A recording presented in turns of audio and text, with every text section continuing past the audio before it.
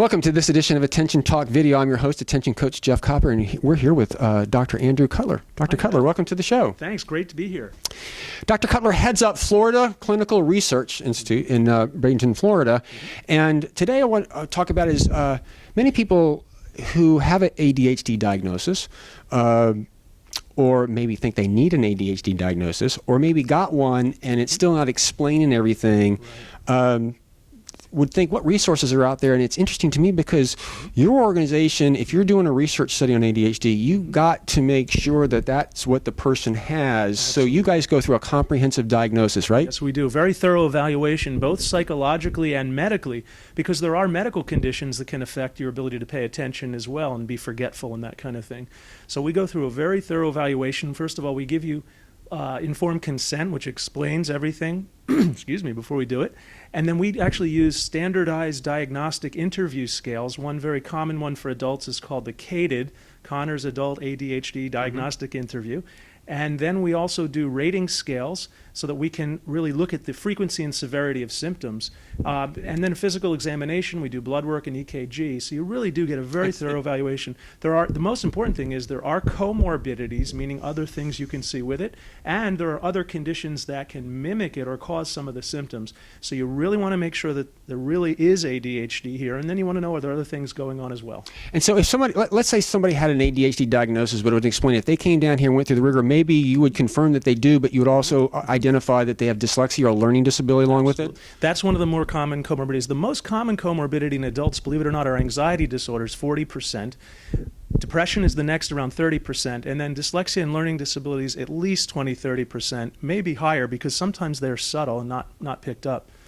As we say on Attention Talk Radio, Attention Talk Video, what's obvious is a function of what you're paying attention to. And if you're paying attention to the wrong diagnosis, then you're getting the wrong treatment. That's right. And one of the things that's key here is for you guys to get the diagnosis right. Because if you misdiagnose somebody, then it's going to skew the results of your data. So I would argue that you have probably... Everybody has an incentive to do the diagnosis, but you guys have to go through the extra level of rigor for what you do. Is that right? We absolutely do. It's much more thorough and much more intensive than you would get in most other situations. It's no cost to work with us. The pharmaceutical company pays for this as a process of trying to get a medication FDA approved. The other thing is we see a lot of times is, especially with adults, they'll see their doctor and talk about their symptoms, and the doctor will focus on the tip of the iceberg. So what we see a lot is somebody, for instance, diagnosed with anxiety, and then given a medicine for anxiety, and many of those can actually make the ADHD symptoms worse. Yes. So many times, even someone who has been diagnosed with ADHD, many times they'll come to us and say, you know, it was done so quickly, I didn't really feel confident, they didn't explain things. And that's something we spend a lot of time with you and really will explain your diagnosis and explain the particular type of ADHD you have and the fingerprint of other things that may be going on. I'm really glad that you brought this because those are great points. Another question for you is that you can be misdiagnosed sometimes, and since you guys run the gamut that's there, and I know from personal experience in coaching, people have come to me, and one of the questions is understanding the difference between being bipolar and ADHD. Can you speak to that a bit? I sure can, and that's a very common distinction you have to make. Now, it is true, approximately 15% of the time, you can see both together at the same time, and you especially want to be careful in kids, because the danger is if you diagnose bipolar and if you diagnose ADHD and miss the bipolar, you might treat someone with a stimulant, and for bipolar that's not necessarily good. It can destabilize. Now, I often will use a stimulant in someone with bipolar and ADHD, but I want to make sure I have a mood stabilizer medicine on board first, which keeps things stable, and when you add the stimulant, you won't destabilize. So it's very important, and one of the biggest distinctions we use is the time course, because we think of ADHD as a trait, almost like a personality trait. You're shy. You're this way all the time. Whereas bipolar disorder is more of a state of time where you'll have a mood episode. And classically, some of the manic symptoms can look like ADHD. For instance, the criteria for mania include distractibility, talking too much, impulsivity. Well, that's sometimes what people with ADHD can look like. And the distinction for me, again, is this kind of how you are all the time, or is this very different from usual? And of course, also, bipolar disorder is characterized by alternating mood states that have to include a severe depression at some point in the illness.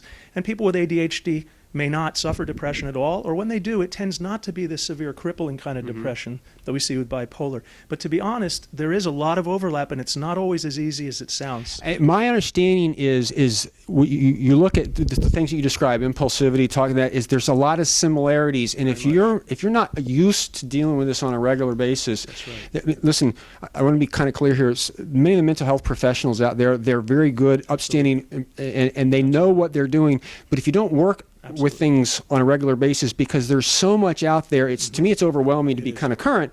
Is since you guys specialize this and you have to do it right, if you've got any questions, volunteer for a research study and get a great diagnosis. Give us a call. What we say is we want to try to help you whether it's with one of our studies or not. So we do a lot of education and a lot of talking to people in the community, because we believe the more everybody knows, the better we're all off with this. The other thing I want to talk about again too is, as you said, there are many good clinicians out there, but the problem is most clinicians have not been well trained in the recognition and management of ADHD, especially those who were trained a while ago. We used to be trained that it was only a kid diagnosis and you outgrow it. So I've had many adults come to me and say, well, I talked to my doctor about it and he said, oh, I grew out of it, I can't have it because I'm an adult. And we know now that's not true. This is a highly genetic biologic wiring problem that is inherited and that you don't outgrow. It just changes what it looks like over time as our brains evolve. And especially adults, many of them are very successful. They can learn compensation and coping strategies. And I just want to put a plug in for you, Jeff. I'm a very big believer in working together and in coaching in particular. People with ADHD don't have a lot of internal discipline or structure, and it's very helpful for them to learn techniques externally. The other thing I find is choosing the right profession.